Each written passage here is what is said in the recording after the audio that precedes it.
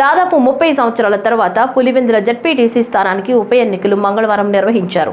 అయితే ఈ పోలింగ్ లో అనేక అవకతవకలు జరిగాయని, రిగ్గింగ్ చేశారని ఆరోపిస్తూ స్థానిక ఎంపీ అవినాష్ రెడ్డి ఎన్నికల అధికారికి ఫిర్యాదు చేశారు. దీంతో పోలింగ్ నిలిపివేసిన అధికారులు ఈ రోజు పులివెందుల జడ్పీటీసీ ఉప ఎన్నికల్లో రీపోలింగ్ ను ఏర్పాటు చేశారు. 2 బూత్లలో జరుగుతున్న ఈ రీపోలింగ్ పై వైసీపీ కీలక నిర్ణయం తీసుకుంది. ఉప ఎన్నికల రీపోలింగ్ ను బహిష్కరించినట్లు ఎంపీ అవినాష్ రెడ్డి ప్రకటించారు.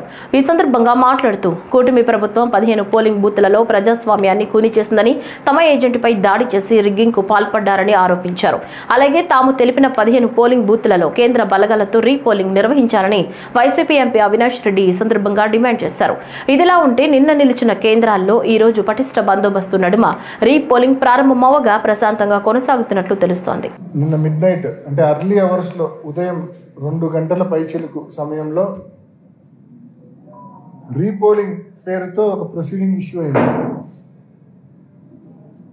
ఆ రీపోలింగ్ కేవలం 2 బూతుల్లో మాత్రమే, అచ్చివిల్లి అండ్ కొత్తపల్లి, ఈ 2 బూతుల్లో మాత్రమే రీపోలింగ్ అని చెప్పి మేము ఎన్నికల కమిషన్ను చాలా స్పష్టంగా అడిగాం. 15 బూతుల్లో రీపోలింగ్ జరపాల్సిందే,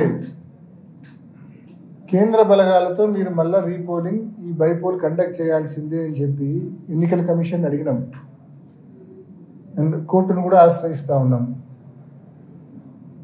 కేవలం కంటి తుడుపు చర్యగా దొంగోట్లు పడినాయి ఆ 2 చోట్ల అని చెప్పి రీపోల్ కండక్ట్ చేయడం అనేది ఎన్నికల కమిషన్ కోర్టుకు చెప్పడానికి ఒక కారణంగా చూపించేదానికే పెట్టినట్టు మాకు అనిపిస్తూ ఉంది. దీంట్లో ఎటువంటి శాంటిటీ లేదు. ఎందుకంటే ఇట్ ఈస్ క్రిస్టల్ క్లియర్. 15కు 15